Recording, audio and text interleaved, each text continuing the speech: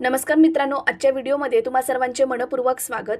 मित्रांनो, एसटी बसने प्रवास करणाऱ्या लाखो प्रवाशांसाठी आता NCMC स्मार्ट कार्ड सुरू करण्यात आलेलं आहे। या व्हिडिओमध्ये आपण जाणून घेणार आहोत की NCMC कार्ड म्हणजे काय, त्याचे फायदे काय आहेत, हे कार्ड कोण काढू शकतो, या कार्डची फीज किती आहे, कोणती कागदपत्रे लागतात, अर्ज प्रक्रिया कशी करायची किंवा या कार्डसाठी रिचार्ज कसा करायचा, कार्ड कुठे वापरता येतो आणि तो कधीपासून चालू होणार आहे, हे सर्व या व्हिडिओमध्ये आज आपण पाहणार आहोत।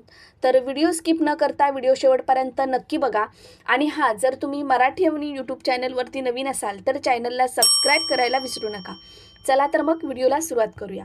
तर मित्रांनो, NCMC कार्ड म्हणजे काय, तर NCMC कार्ड म्हणजे नॅशनल कॉमन मोबिलिटी कार्ड ही एक भारत सरकारची वन नेशन वन कार्ड हे एक संकल्पना आहे। हा एक कॉन्टॅक्टलेस स्मार्ट कार्ड आहे। यामध्ये चिप आणि टॅप सिस्टम असते। तुम्ही बसमध्ये चढताना मशीनवर कार्ड टॅप केले की तिकीट आपोआप येते, त्यामुळे कॅश देण्याची गरज भासत नाही। आता याचे फायदे काय आहेत, तर कॅशलेस प्रवास आहे, तुम्हाला सुट्टे पैशांची गरज भासत नाही। कंडक्टरला पैसे सुट्टे देण्याऐवजी तुम्हाला आता NCMC कार्डचा वापर करून तुम्ही तिकीट काढू शकता। तसेच NCMC कार्ड तुम्ही मुंबई, पुणे किंवा इतर शहरातील मेट्रो, बस किंवा रेल्वे प्रवासासाठी तुम्ही वापरू शकता। तसेच तासनतास वेळेची बचत आहे, तुम्हाला तासनतास रांगेत उभे राहून तिकीट काढण्यासाठी लागणारा वेळ वाचतो। तसेच ही सुरक्षितता आहे, तिकिटासाठी रोख रक्कम ठेवण्याची गरज भासत नाही आणि सरकारकडून अनेक सवलती येतात। अनेकदा डिजिटल पेमेंटवर महामंडळाकडून काही विशेष सवलती मिळण्याची शक्यता असते। हे फायदे आहेत।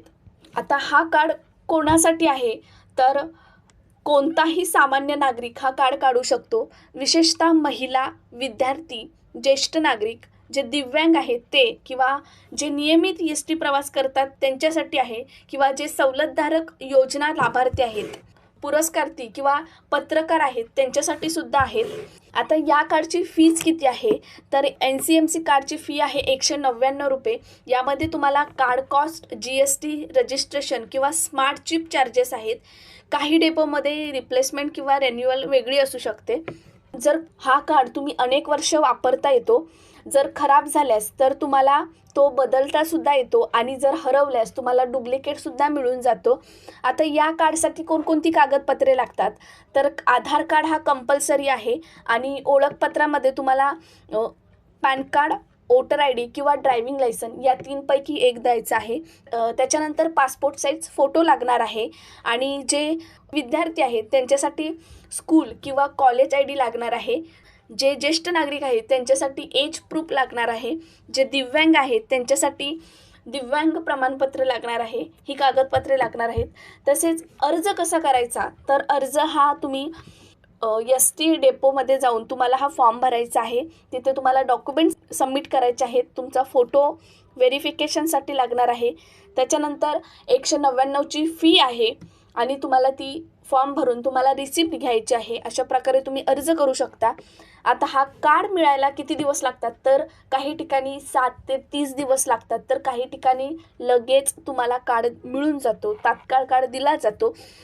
आता रिचार्ज कसं करायचा, तर रिचार्ज करण्यासाठी तुम्हाला ST काउंटरवर किंवा ऑनलाईन बँकिंग आहे, UPI आहे, GPay आहे किंवा फोनपे किंवा मोबाईल ॲपद्वारे तुम्ही काढू शकता, किंवा बस कंडक्टरकडे असलेल्या तिकीट मशीनद्वारे देखील तुम्ही NCMC कार्डचा रिचार्ज करू शकता।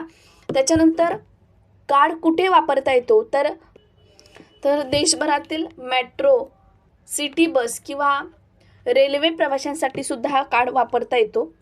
आणि सर्वात महत्त्वाचं म्हणजे हे कार्ड तुम्हाला आधार लिंक असणे आवश्यक आहे। चुकीची माहिती देऊ नका, कार्ड दुसऱ्याला वापरता येत नाहीत। त्याच्यानंतर हा कार्ड 1 मार्च 2026 पासून हा कार्ड चालू होणार आहे।